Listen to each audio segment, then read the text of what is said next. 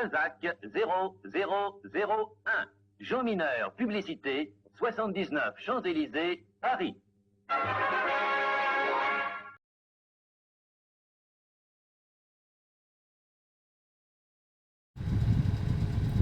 Voilà, petite balade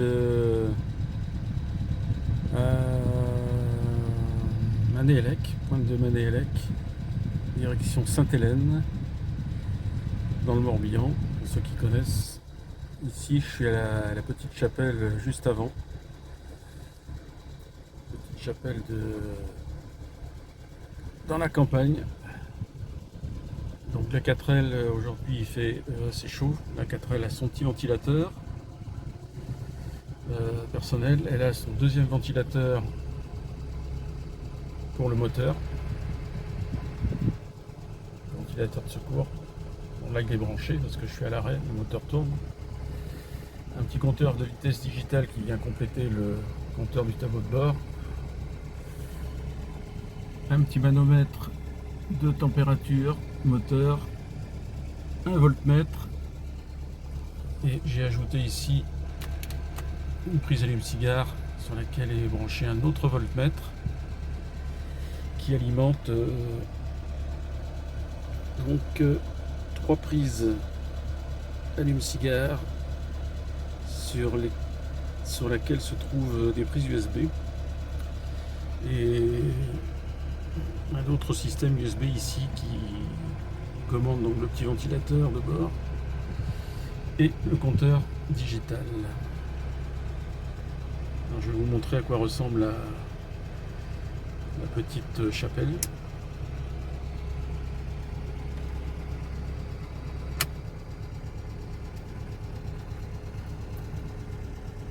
Avant, je vais vous parler un petit peu de la 4L.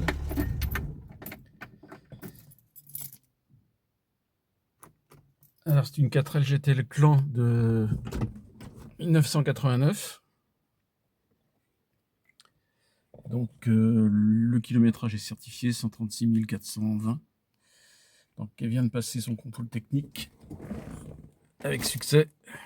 Aucun défaut, sauf le petit ripage excessif classique, probablement dû aux jantes alpines qui sont donc montées sur la voiture. Donc, je vous fais un petit tour de la voiture. Voilà, donc c'est une 4L que j'ai customisée en quelque sorte en 4L Trophy. Bon, j'ai rajouté il n'y a pas longtemps une canule en inox sur le pot d'échappement.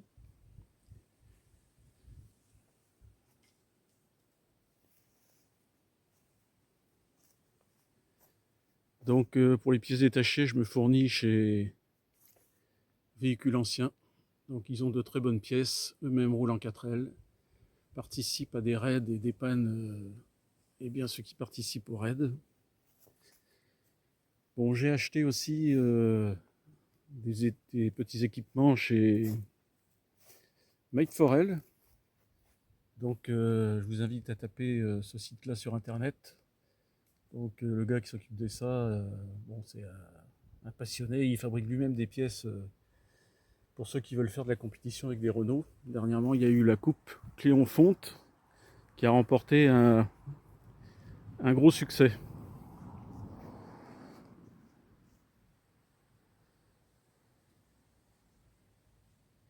Donc on va faire un petit tour du moteur. Alors j'ai rajouté aussi des barres de toit. Premier prix chez Neuroto. Contrairement à ce qu'on m'avait dit, chez Neuroto, ils n'en avaient pas pour les véhicules équipés de gouttières comme les 4L. Et ben non. Les premiers prix en acier, eh bien, sont bien compatibles et on peut bien les mettre sur les 4L. Il n'y a pas de souci. Alors on va ouvrir le bloc moteur.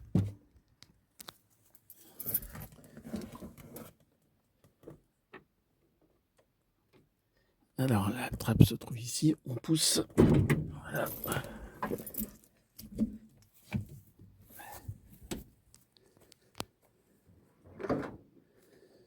Bon, comme je vous le disais, c'est un clé en fonte. donc qui est nettement supérieur en termes de solidité, de robustesse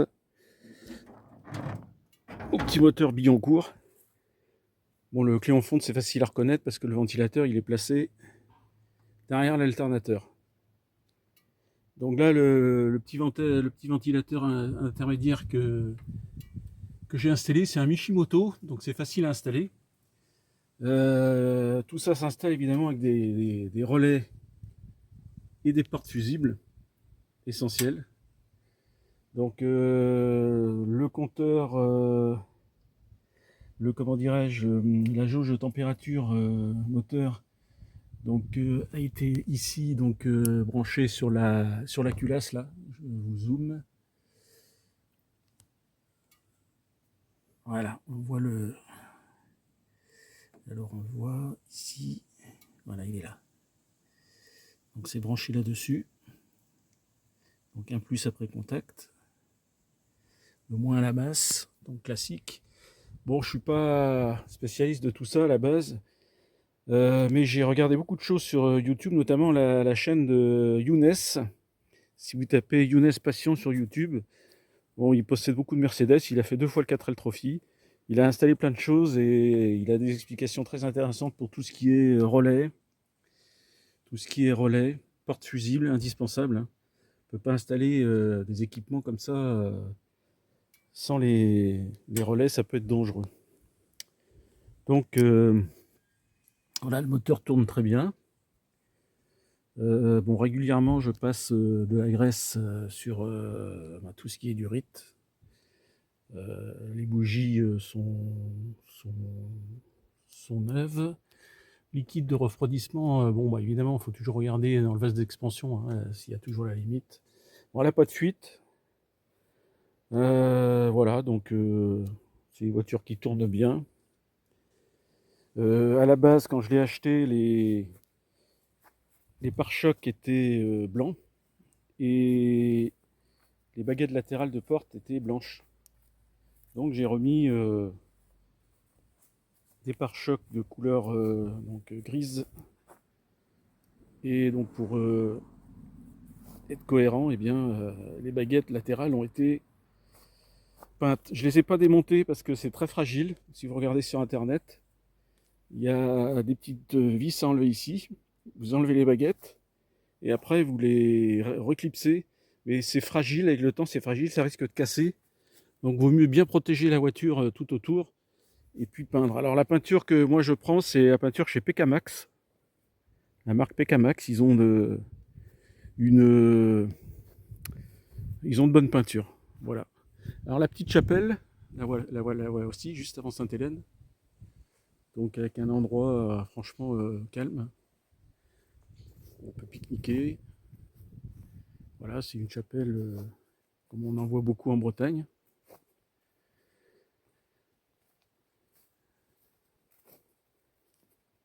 Donc il y a des manifestations, portes ouvertes, avec des expositions. Voilà. Donc comme je vous le disais, cette chapelle se trouve juste avant la pointe de Manéhellec à Sainte-Hélène, où on va aller tout à l'heure. Bon bah comme partout en France, hein, j'imagine.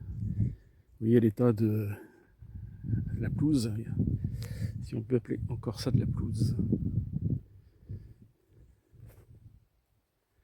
Alors j'ai rajouté aussi sur la 4L, bon, bah, j'aime bien ce genre de petits détails. J'ai rajouté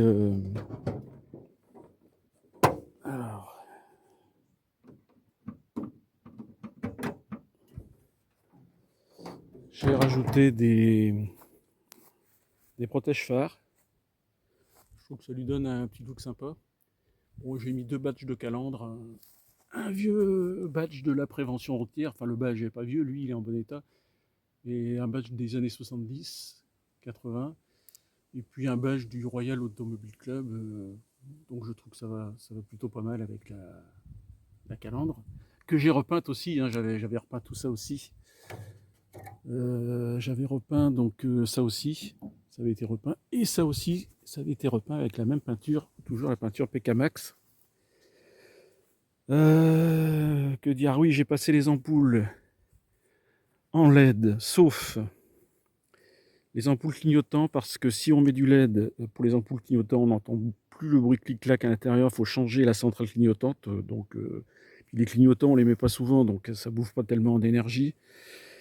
Les feux de position sont en LED, ainsi que les feux de position sont en LED. Bon, feux de route et feux de croisement, je les ai enlevés. Là, je vais mettre les feux de position. Donc ça éclaire plutôt pas mal. Voilà, donc le LED c'est bien, ça éclaire vraiment bien, ça consomme pas des masses. Et j'ai enlevé les feux de... Donc voilà, ça c'est les feux de position, donc ça s'allume aussi à l'arrière. Donc j'ai enlevé les feux LED pour les feux de croisement et de route parce que, bon, au contrôle technique c'était pas terrible. Donc le réglage était mauvais, donc le gars m'a conseillé de remettre les ampoules d'origine, ce que j'ai fait. Bon, ça éclaire très bien aussi. Il n'y a pas de souci. Bon, en énergie, ça mange plus, mais bon, c'est pas non plus folichon. Hein. Donc les LED que j'avais achetées à l'origine, elles étaient jaunes aussi. Bon voilà, je les laisse. J'ai remis les ampoules d'origine. Hein, c'est beaucoup plus sûr. Je roule pas beaucoup la nuit, donc je m'en rends pas compte forcément. Mais le contrôleur technique, lui, il a vu dans son appareil que le réglage était pas top. Bon, l'intérieur est en bon état. Donc ça, c'est la gazette de... Donc comme je vous disais tout à l'heure, véhicule ancien, là, ils font une petite gazette sympa. Donc c'est vraiment en bon état. Hein, banquette arrière en bon état. Les planchers sont nickel. Je l'avais acheté à un petit jeune dans la Sarthe. Voilà, donc il y a les caoutchoucs, j'ai commandé aussi chez véhicule ancien. Donc j'ai tout commandé. Il ne reste plus qu'à les installer, mais j'attends qu'il fasse moins chaud pour faire ça tranquillement. Donc quand je l'ai acheté, il était équipé d'un attache-remorque que j'ai repeint. Et je pense que c'est l'attache-remorque d'origine, vu la marque. Et je ne l'ai pas testé parce que je tracte rien, mais je pense qu'il fonctionne. Il a pas l'air abîmé, donc ça c'est la cannule que j'ai achetée, qui est pas mal. Ça donne un petit look. Bon, c'est pas d'origine, mais bon, allez, ça fait pas de mal. Voilà, donc maintenant, direction la pointe de Mané-Hellec, à Sainte-Hélène. Voici la pointe de Mané-Hellec, à quelques centaines de mètres de la chapelle qui s'appelle la Vieille Chapelle d'ailleurs. Donc on va aller voir un petit peu paysage marin.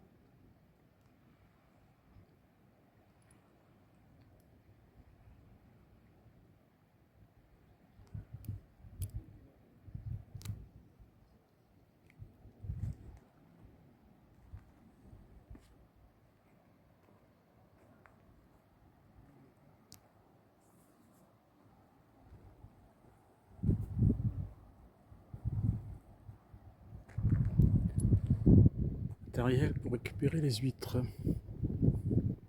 Et surtout pour l'élevage.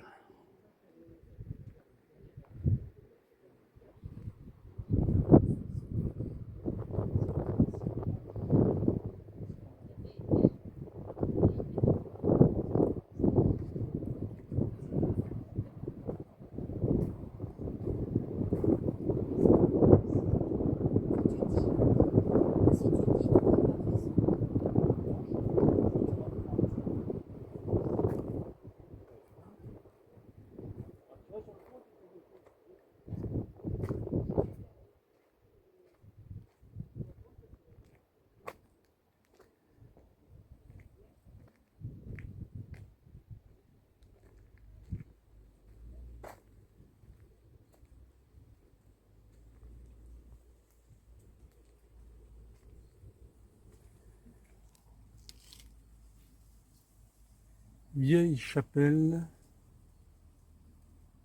hôtel de la Vieille Chapelle, Notre-Dame du Passage, 590-1790, cabanon de pêcheurs, réalisé avec ses ruines.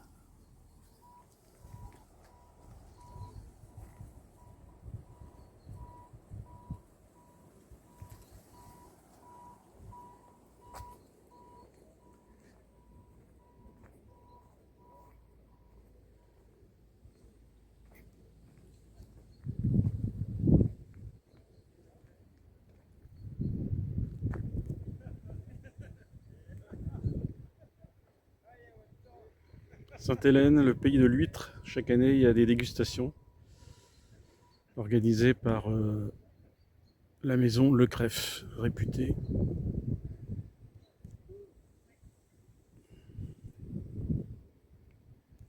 Voilà, paysage typique de Bretagne Sud.